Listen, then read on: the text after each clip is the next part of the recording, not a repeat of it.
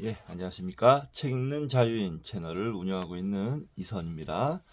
오늘 2026년 2월 15일 일요일, 지금 시각은 오전 10시 1분입니다.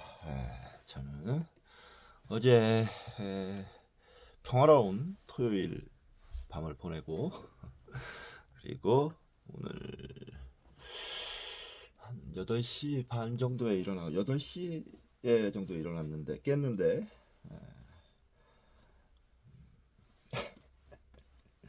또 책 쇼핑을 한다고 해가지고 책을 11만 원어치 중고책이지만 또 질렀습니다. 오늘은 좀 테마를 가지고 책을 구했는데 사탄 악과 관련된 기독교의 책들이 있어서 제 관심을 끄는 바람에 샀습니다. 괜찮은 투자였던 것 같아요. 제가 관심을 갖고 있던 분야였기 때문에. 종교든 우리 삶이든 선한 면만 보고 싶지만 그럴 수 없습니다.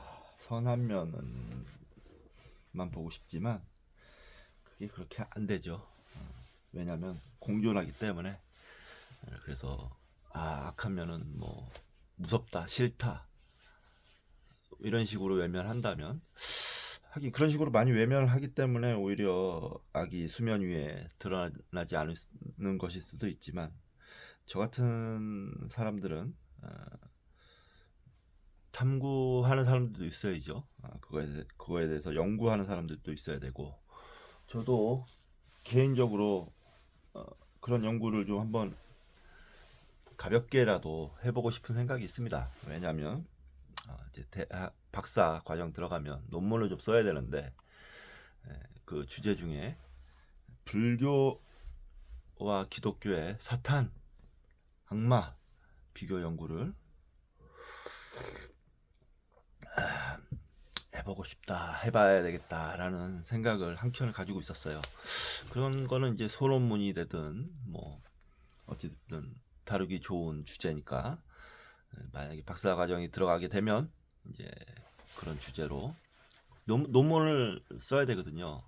박사 과정에 있을 때는 두 편 이상인가 써야 되는데, 그러려고 아이템으로 생각하고 있기 때문에 자료 수집 확보 차원에서 제가 샀습니다. 자, 이번 시간은 신의 위대한 질문 미디어북을 할 텐데요. 지난 시간에 부록 1 경전이란 무엇인가 재밌게 읽었고요. 이번 시간 부록 2 할 텐데 그 전에 책 한 권 또 소개시켜 드리도록 하겠습니다. 자, 이 책입니다. 예수와 소크라테스에 대한 성찰.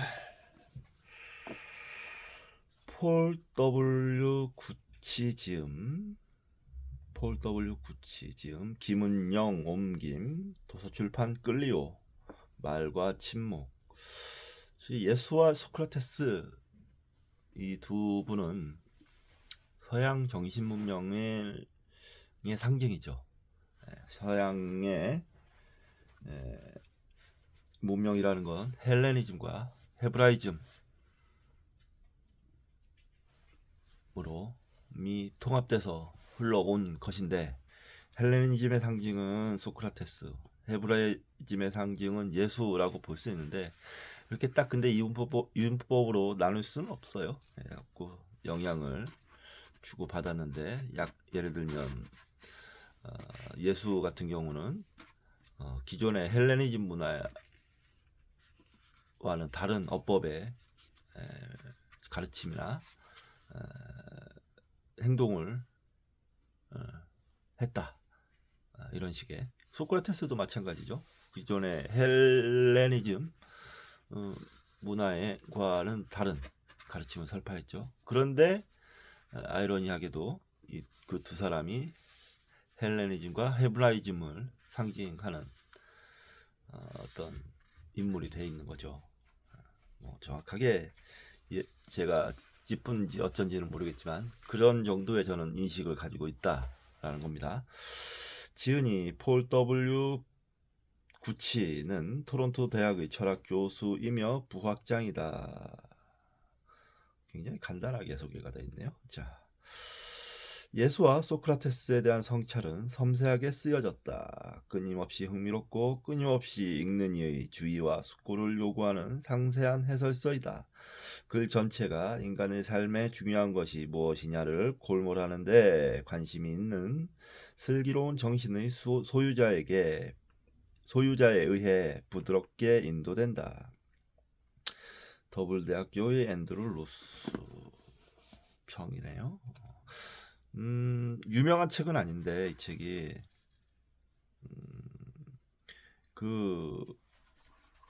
유명한 책은 아닌데 굉장히 밀도 있고 잘 쓰여진 책이라는 거를 제가 부착을 했어요. 그래가지고 중고책으로 샀는데 싸게 샀습니다. 자, 차례 읽어보겠습니다. 차례 읽어보면 어느 정도 윤곽이 나오죠. 여는 글, 일러두기, 찾아보기. 제1장 예수와 소크라테스 1. 예수와 소크라테스에 대한 우리의 지식 2. 연구 대상으로서의 예수와 소크라테스 3. 두 인물 비교 4. 두 인물의 삶과 죽음 읽기. 제2장 죽음과 증거 1. 순교자가 된다는 것 1. 스스로 봉헌한 순교자 2. 종교적 순교의 구성요소 3. 전형적인 순교자 증거로서의 죽음 4. 예수와 소크라테스 죽음의 증거자 2. 증거와 죽음 1. 동기와 순교 2. 진실한 증거에 대한 곤란한 요구 3. 말씀과 침묵 1. 예수의 침묵 1. 예수의 순환시대에서 말과 침묵 2. 침묵을 위한 이유들 결백과 잘못된 말들 3. 마태복음에 등장하는 동기에 대한 의문 4. 침묵, 의도 그리고 동기 2. 말로 옹호하고 말에 대항한 소크라테스 1. 반대 2. 철학적 연설의 무기력함 3. 소크라테스의 변명에 등장하는 다른 목소리들 4. 철학, 말 그리고 침묵 4장 고하기와 경청하기 1. 기도의 혼란스러움 1. 철학과 기도 2. 기도와 악행 3. 고하기 1. 기도하는 예수 복음서에 나타난 증거 2. 누가복음에 등장한 기도의 실행과 내용 3. 모범이 되는 기도로서의 주기도문 4. 실행과 내용 사이의 불일치 5. 본보기가 되는 기도의 문제들 6. 요청의 대상 7. 왜 기꺼이 고하여야 하는가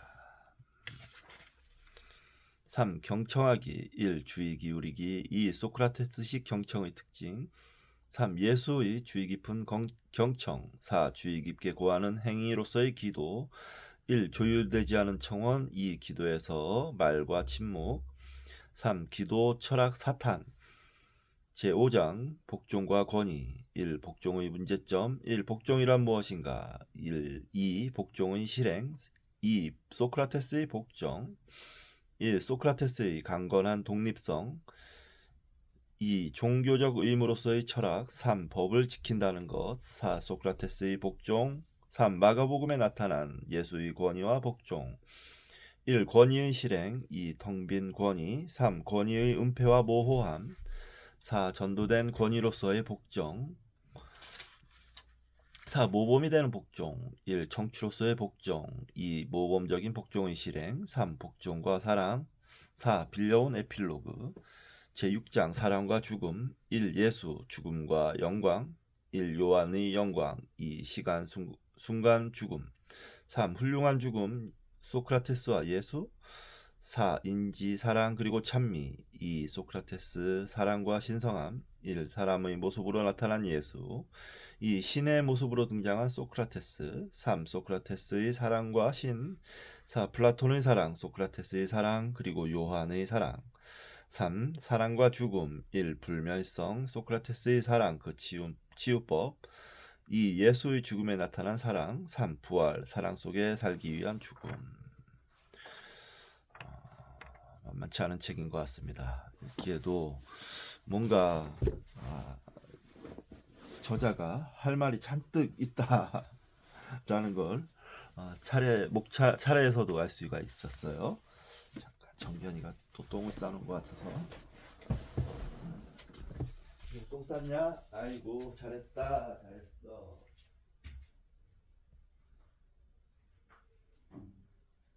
잘했어요.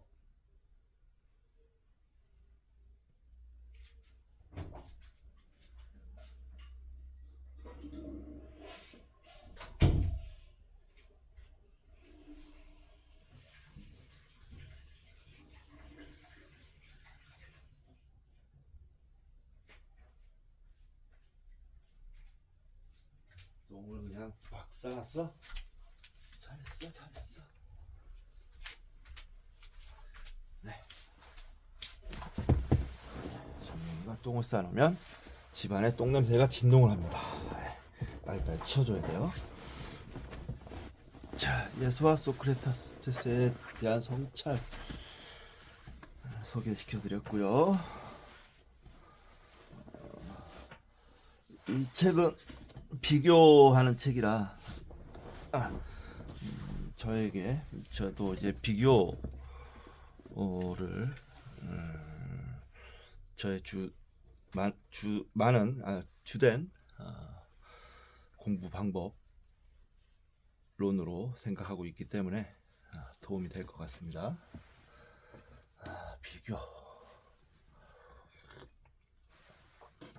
비교를 함으로써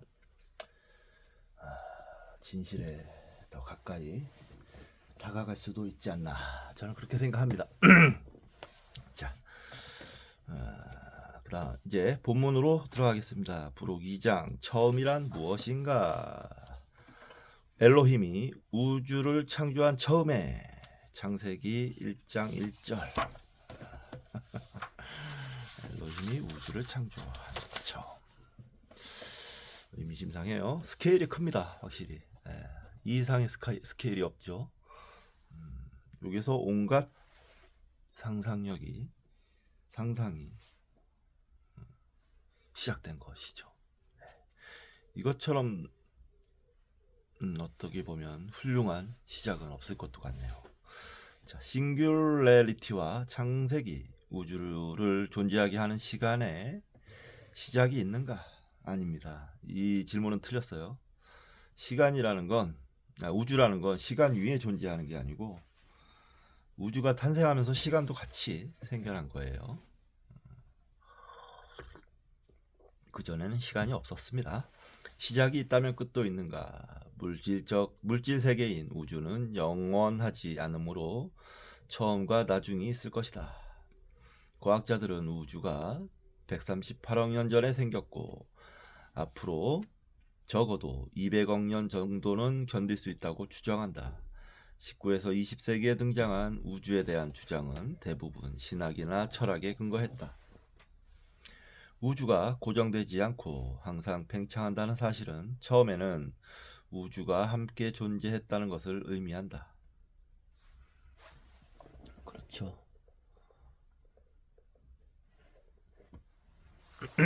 그렇죠. 팽창하는 우주의 맨 처음 상태를 상상할 수 있는 무한히 작은 점을 천체 물리학에서는 싱귤레리티 그리고 특이점이라 한다. 싱귤레리티에서는 모든 물리 법칙이 무너진다. 스티븐 호킹과 알 페놀로즈는 싱귤레리티는 시간과 공간을 왜곡시키고 물질 법칙의 틀인 인과관계가 보장되지 않는 블랙홀이라고 말한다. 우주가 생성되고 소멸하는 싱귤레리티는 제로에 가까운 무한점을 통해 진행된다. 우주는 바로 싱귤레리티가 스스로 폭발하는 빅뱅으로 새롭게 등장한다. 물리학자들이 최후까지 양보하지 않는 게 있습니다. 그게 바로 인과율입니다. 인과율. 원인과 결과가 뒤바뀌는 일은 있을 수 없다 라는 건데, 요 블랙홀은 그렇지 않다 라고 얘기하는 것 같아서 모르겠습니다. 그거 어떻게 알 수 있는지 근거를 좀 대면 좀 생각을 해볼 텐데, 좀 근거를 대도 수학적인 막 어떤 뭐 그런 걸로 설명이 되면 또 못 알아먹기가 힘들고. 자, 빅뱅 이전은 관찰할 수도 상상할 수도 없기 때문에 형용할 수도 측정할 수도 없다. 빅뱅을 통해 시간과 공간이 존재하기 시작했기에 빅뱅 이전 상태를 공이나 무라고 표시한다. 그러나 우주의 시작점이 있었다는 가정이 과학적이라 할지라도 그 설명은 불완전하다. 게다가 빅뱅이 왜 그리고 어떻게 일어났는지는 여전히 알 수 없다. 특히 빅뱅 이전의 상태에 대해서는 도무지 알 수가 없다. 빅뱅 이전이라고 얘기하는 것 자체가 모순이 있죠. 빅뱅 전에는 시간이 없기 때문에 이전 이후라고 얘기할 수가 없어요. 우주의 영원한 비밀이 아닐까라는 생각이 좀 들기도 하고요. 어쩌면 풀 수도 있지 않을까라는 생각이 들 수도 있기도 하고요. 우주 탄생의 원인 같은 거 말입니다.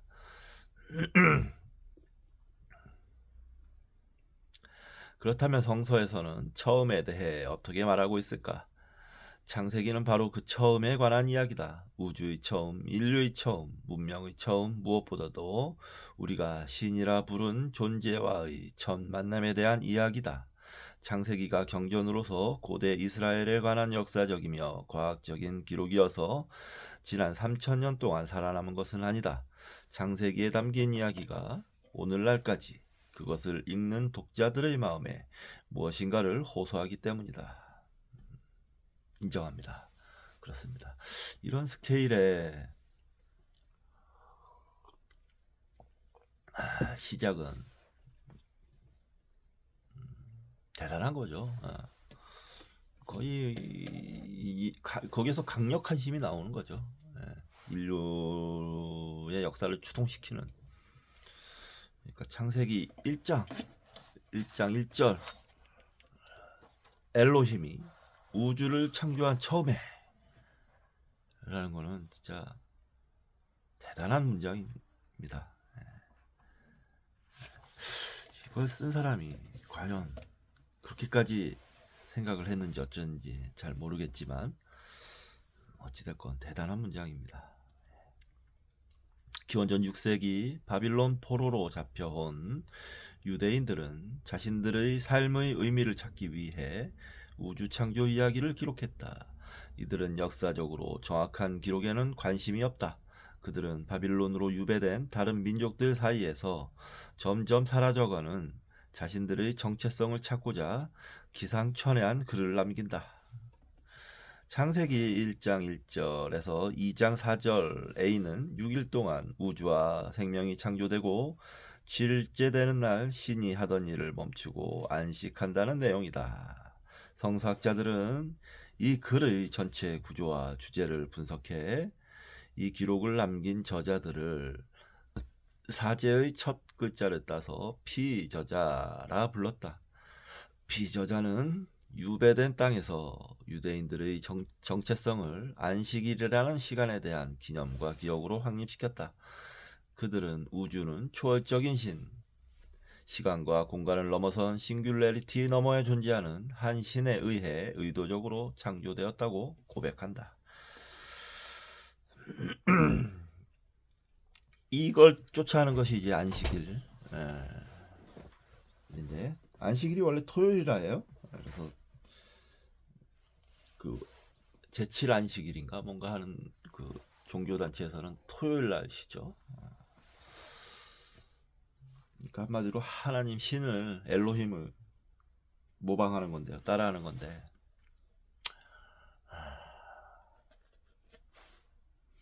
그렇게 시켰던가 어쨌든 딴 거는 모르겠습니다. 저는 신이 너희도 그렇게 해라 라고 얘기했는가. 뭐 그랬다면 그들의 행위는 뭐 이해할 수 있지만, 이해는 할 수 있지만 그렇지 않고 자발적으로 그랬다면 뭔가 좀 착각하는 것이 아닌가라는 생각도 들고 모르겠습니다. 자, 창세기는 시간과 장소를 넘어 오늘날 최첨단의 과학도 풀지 못하는 맨 처음에 관한 이야기를 하려 했다는 점에서 놀랍다. 그냥 뭐 왜 처음이야 딱 해버리면 뭐 할 말이 없죠. 기원전 6세기 대부분의 인간은 약육강식과 적자 생존을 삶의 모토로 삼아 정신없이 살고 있었다. 이때 소수의 혁신가들이 밤하늘의 별을 보고 드레핀 꽃을 보고 어린아이의 웃음을 보면서 우주의 처음과 생명의 처음을 고민했다. 프로이트와 칼 융이 등장하기 전에 창세기 저자들은 인간의 영혼과 정신을 탐구하기 시작했고, 이전에 그 누구도 가보지 못한 신비한 골목으로 찾아 들어가 인간이 누구인가를 묻기 시작했다. 섹스피어와 단테가 등장하기도 전에 창세기 저자들은 보통의 인간, 즉 비겁하고 겁에 질리고 쉽게 좌절하는 우리와 비슷한 인간들을 위대한 영웅으로 만들어 상상의 무대에 올렸다. 그러게요. 이 주인공들의 도덕과 윤리는 우리가 생각하기에는 불완전하다. 거기에 등장한 신들 또한 완벽하지 않다. 피저자는 창세기를 우주 창조의 이야기로 시작한다. 대단합니다. 인정입니다. 인정. 창조란 무엇인가? 신이 천지 만물을 창조했다는 신앙 고백은 아브라함을 신앙의 조상으로 모시는 유대교, 그리스도교, 그리고 이슬람교의 핵심이다. 특히 그리스도교에서는 여러 신들이 아닌 한 명의 유일신에 의한 창조이며, 이미 존재하는 어떤 물질이나 신의 자연에서 저절로 등장한 신으로부터의 창조가 아니라 무에서의 창조라는 절대 창조를 주장해왔다. 신으로부터의 창조는 유대교, 그리스도교, 이슬람교에서 주장하는 인간과 신의 질적인 차이를 부정하는 창조가 아니다.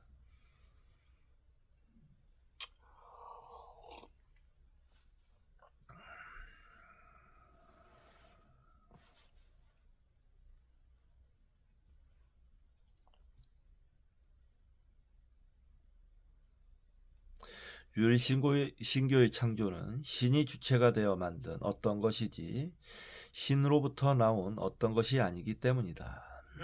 신으로부터의 창조 이론은 플로티누스의 신플라톤주의에서 주의에 기초한 것으로, 인간의 마음과 영혼은 신이라는 높은 단계에서 유추되었다는 주장이다.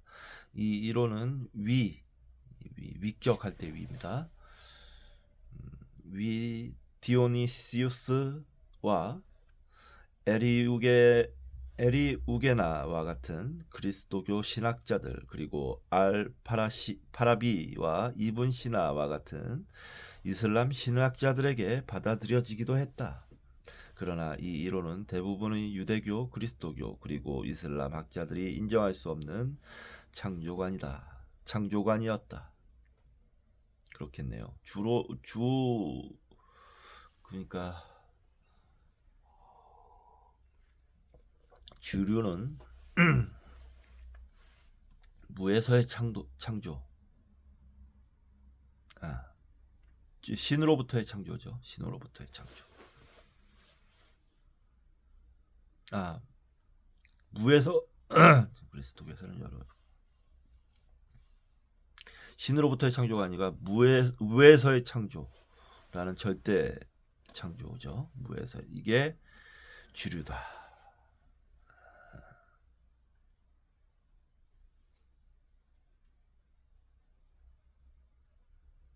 신으로부터의 창조는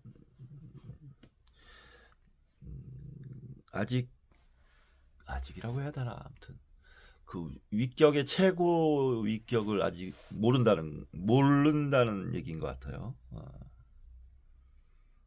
자, 유일신교 전통에서 신의 창조에 대한 이해는 고대 이스라엘인의 유일신관과 메소포타미아 지역의 다신론관의 비교를 통해 극명하게 드러난다.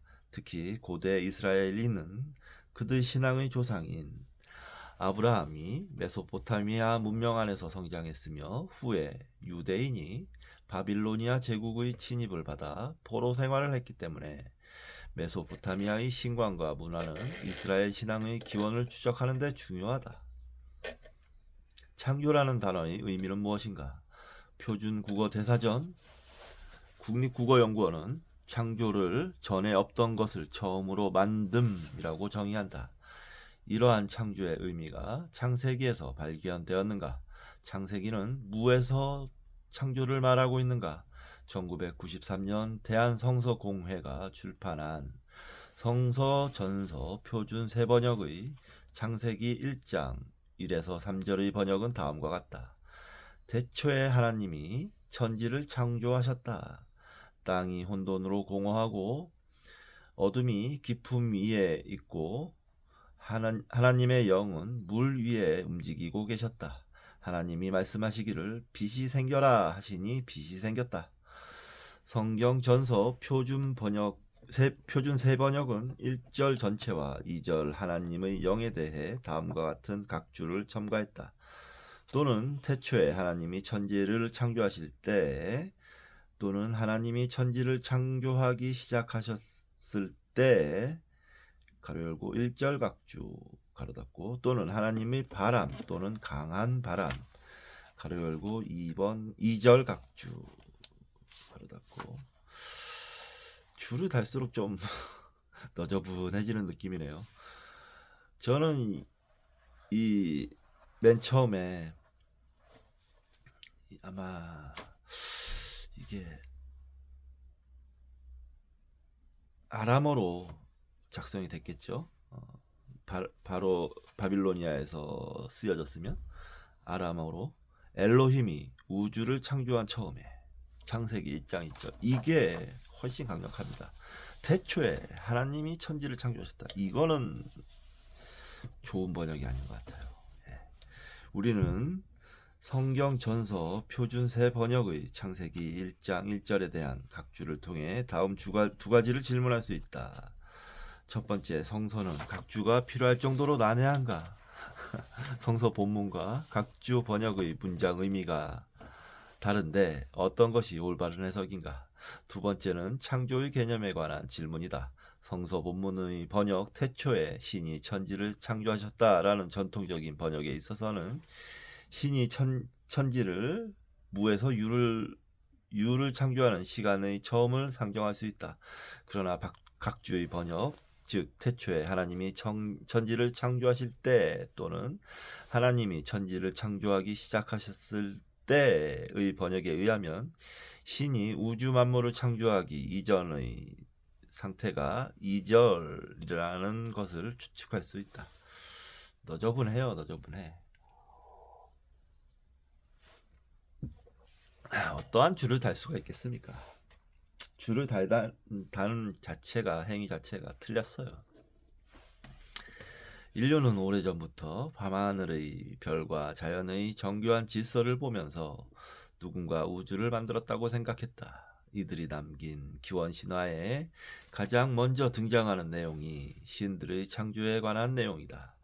인간은 모든 문명권에서 자신의 존재에 대한 신비감을 표현했다. 창조 신화는 우주와 생명의 기원에 대한 객관적인 사실이 아니라 가로 열고 사실 객관적인 사실이라는 것도 시대에 따라서 달라지지만 가로 닫고 존재하는 것들의 그 존재 이유에 대한 놀라움을 표시한다. 그렇죠. 인도경전 리그베다 10장 129절에는 신들조차 맨 처음 심연과 같은 비존재에서 어떻게 존재가 생겨났는지 이해하지 못했다고 전한다. 우주 창조의 보편적인 패턴은 다음과 같다. 세상에 아무것도 존재하지 않던 때 신들이 등장한다. 신들의 족보가 등장하고 신들은 헤게모니를 쟁취하기 위해 투쟁한다. 신들의 족보를 기록한 가장 대표적인 책은 그리스 헤시오도스의 신통기다. 창조 이전의 혼돈 그 자체를 유지하려는 신은 데우스 오티오수스 가로 열고 한가한 신 가로 닫고라 한다. 이와 반대로 혼돈을 질서로 옮기려는 젊은 신들은 투쟁한다. 신들의 투쟁인 부모 사례와 형제 사례를 통해 절대적인 한 신이 등장한다. 최고신으로 등극한 질서의 신은 혼돈의 신들의 신체를 해부해 질서를 만들고 이 질서를 우주라 부른다. 우주를 뜻하는 그리스어 코스모스에는 질서라는 의미도 함께 있다.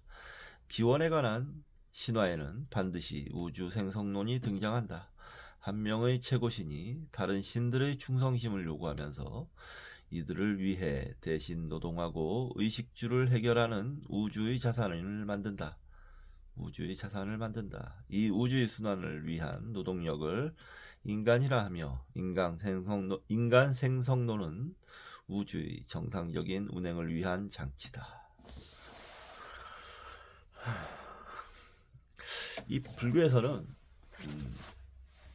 범천, 최초의 신을 얘기하는 겁니다. 범천이 착각을 하고 있다고 얘기를 해요. 범천이 이 세상에 자기가 윤회하다가 제일 먼저 최초에 떨어졌는데 내가 이 세상을 만들었구나 라고 착각을 했다고 그런 식으로 설명을 합니다. 그런 건지 어쩐지 성경 내용을 근데 보면 이 엘로힘이라는 신인이 굉장히 인격화되어 있죠. 질투하고 화내고 기뻐했다가 그런 걸로 보아서 오히려 불교적 설명이 더 와닿습니다. 저는 착각한 어떤 자가 내가 태초를 만들었어 우주를 라고 떠든 것이 아닌가.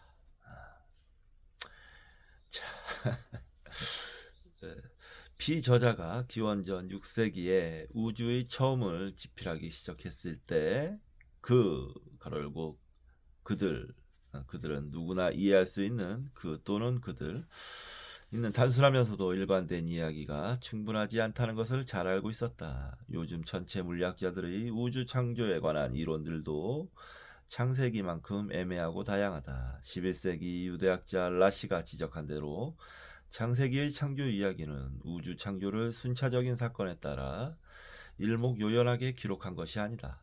만일 신이 첫째 날 빛을 창조했다면 넷째 날 창조한 태양은 다른 행성인가? 식물의 씨는 셋째 날 창조한 것인가? 아니면 인간과 함께 여섯째 날 창조한 것인가? 피저자가 이 내용을 방치한 이유는 무엇인가? 지난 2500년 동안 창세기를 중요한 경전으로 연구하고 묵상한 사람들은 왜 이러한 오류를 수정하지 않았을까? 피저자는 이러한 내용상의 오류를 고치는 데 관심이 없었다. 그는 우주 창조 이야기를 객관적으로 묘사하는 것이 불가능하다는 사실을 이미 기원전 6세기에 깨달았다. 그는 자신의 시선으로 우주 창조 이야기를 써내려갔다.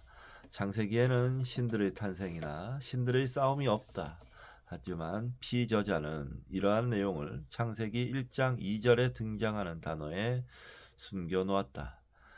이 단어는 심오한 신화가 담겨있는 신화소다. 이 신화소들이 지닌 속사를 드러내면 창세기도 메소포타미아, 이집트, 이란, 인디아, 그리고 그리스의 신화처럼 신들의 싸움 이야기를 흥미진진하게 전개할 수 있지만 피저자는 침묵 속의 웅변의 인내심을 발휘해 신들의 싸움 이야기를 시브리어 자음 안에 감금시켰다.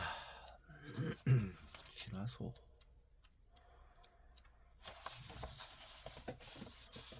그렇군요. 잠시 쉬었다가 하도록 하겠습니다.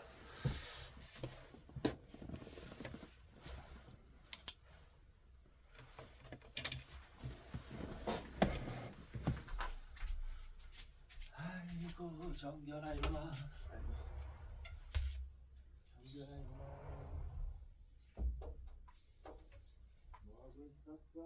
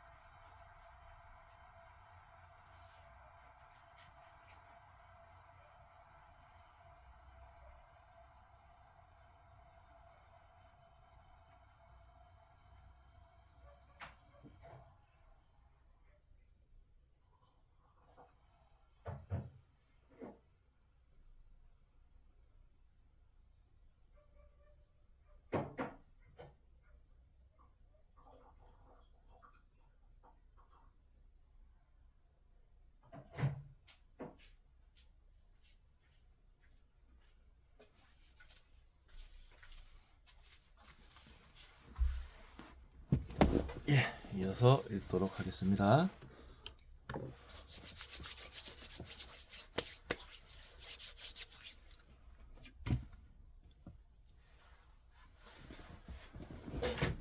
창세기의 첫 단어 버레시스. 피저자는 고민 끝에 창세기의 첫 구절 태초에를 히브리어 버레시스로 기록했다. 좀 더 정확히 말하자면 첫 글자는 모음을 제외한 BRSHT다. 버레시스 모음을 제외했어.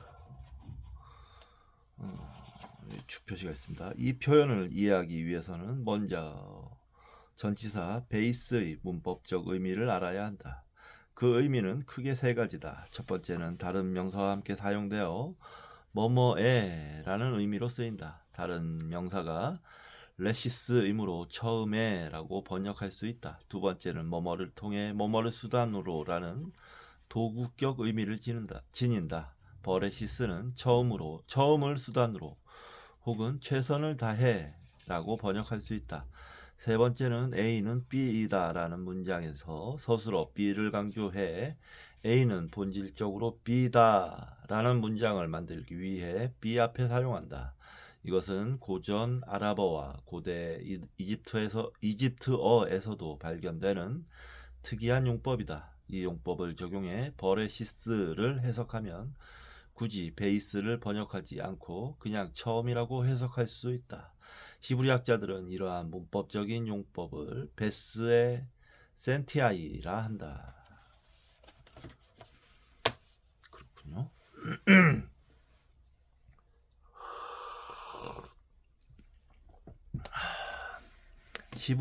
히브리어에는 원래 모음이 존재하지 않는다. 고대 사회에서 경전은 누구나 읽을 수 있는 책이 아니었다. 르네상스와 종교개혁 이후에 누구나 읽을 수 있는 기회가 주어졌다. 경전은 원래 전문적인 훈련을 받은 학자가 낭송하는 책이다. 구약 성서는 기원전 12세기부터 2세기까지 1000년 동안 구전으로 전승되어 내려온 노래집이다.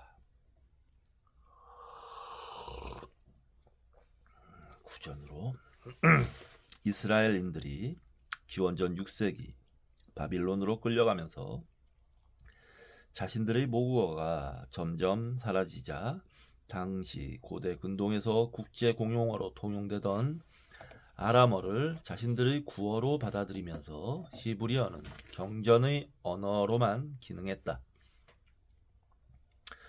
기원 후 6세기경 일련의 학자들이 히브리어로 기록된 경전의 발음을 보존할 필요가 있다고 판단해 자음으로만 기록된 경전에 처음으로 모음을 첨가했다.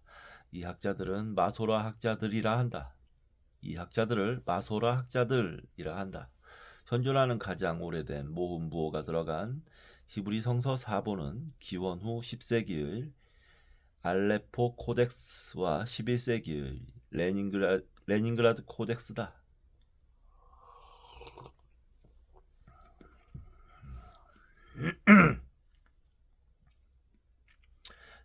창세기의 첫 단어 버레시스는 장소를 나타내는 버와 처음, 머리 혹은 최선, 최고라는 의미를 지닌 레시스가 합쳐진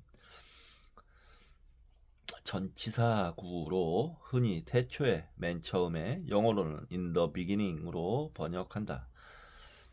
첫 단어가 버로 시작하는 이유는 무엇일까? 히브리어에서 첫 번째 자음은 후음인 알레프이고 두 번째 자음은 순음인 베이스다. 유대인들은 창세기가 첫 자음인 알레프가 아니라 두 번째 자음인 베이스로 시작하는 이유를 글자의 모양에서 찾는다. 히브리어는 오른쪽에서 시작해 왼쪽으로 쓴다. 왼쪽으로. 베이스는 그 세면이 갇혀있고 이런 식으로 되어 있습니다. 닫혀있고 왼쪽으로 히브리어 문장이 이어지는 쪽으로 열려있다.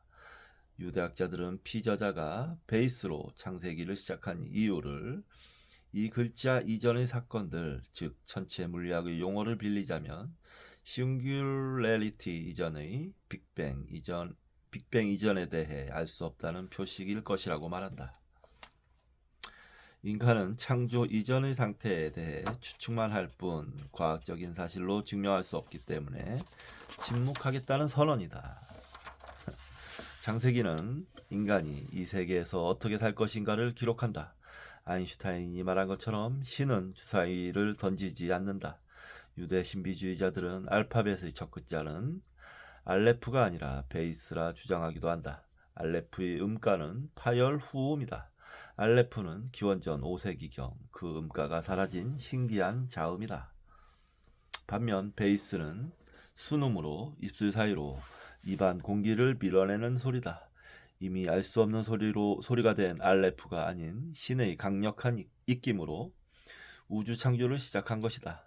베이스는 원래 집 혹은 건축을 의미하는 그림을 본떠 만든 글자로 왼쪽으로 열린 집 구조를 형상화했다. 신이 창조하는 모든 세계를 담을 수 있는 그릇이며 원초적인 장소인 것이다. 재밌네요. 모든 것을 담을 수 있는 그릇이라는 개념으로서의 베이스는 플라톤의 티마이오스에 등장하는 수용체 개념과 유사하다. 플라톤은 티마이오스에서 조물주 신 데미우르고스를 등장시킨다. 데미우르고스는 영원한 이데아 세계의 원형을 흉내낸 세계를 만든다. 그러나 티마이오스는 예외적인 우주 창조 이야기다. 데미우르고스는 우주를 구성하는 요소들의 질서를 부여함으로써 창조 과정 자체를 묘사하지 않고 우리가 그것을 어떻게 이해할 것인가를 묘사한다. 그러면 우주 창조 이전에 우주를 구성하는 요소들은 어디에서 왔는가? 이 두 번째 우주 창조는 이전처럼 간단하지 않다.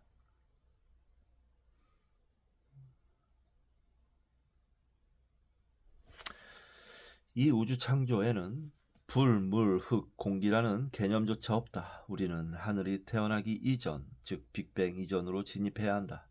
그는 원형과 원형의 복사와는 다른 새로운 개념을 등장시킨다. 조물주와 그를 돕는 신들은 우주와 인간을 만들지만 완성하지 못한다. 무언가 부족한 것이 있다. 티마이오스에 등장하는 수용체는 우리를 둘러싼 물질이 아니라 모든 것을 담을 수 있는 광대한 어떤 것이다. 이것은 어렵고 볼 수 없는 형태지만 그 존재를 부정할 수는 없다. 사물들이 이동하고 변하기 위해서는 어떤 매트릭스나 공간이 필요하다. 플라톤은 만물은 변한다라고 주장한 헤라클레이토스처럼 만물의 변화를 가능하게 하는 불변하지만 형태가 없는 틀을 상정한다. 이걸 아르테라고 하던가요? 아르테. 이 세 번째 종류는 모든 존재를 담는 수용체다. 이 수용체는 우주를 존재하게 하는 원초적인 힘이자 바탕이다. 매트릭스로서 수용체는 모든 것을 일으켜 세우며 젖을 먹이는 존재이자 우주의 어머니다. 우주에서는 관찰할 수 없는 틀이지만 우주의 모든 형태를 가장 당혹스럽게 수용하며 드러낸다. 수용체는 파괴가 불가능한 영원한 코라이며 모든 존재하는 것들을 지탱하는 자리다.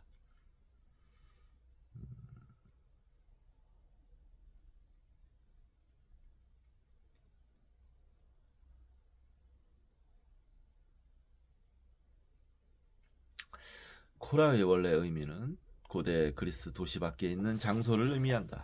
존재도 아니고 비존재도 아닌 그 중간을 이루는 용어인 코라는 무존재가 존재하도록 시간과 공간을 제공해주는 어머니의 자궁과 같은 장소다.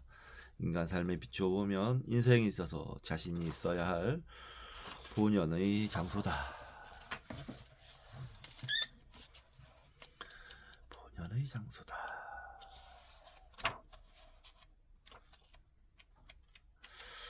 자, 이번 시간은 간단하게 여기까지만 하겠습니다. 왜냐하면 배도 고프고요. 나머지를 다 읽으려면 1시간이 훌쩍 넘어갈 거기 때문에 나머지는 반을 잘라서 밥을 먹고 나서 읽으면 될 것 같습니다. 재밌습니다. 그 다음이 창세기 1장 1절은 어떻게 해석되어 왔는가인데요. 아주 흥미진진한 내용들이 계속될 것 같습니다. 자, 다음 시간에 뵙도록 하겠습니다. 감사합니다.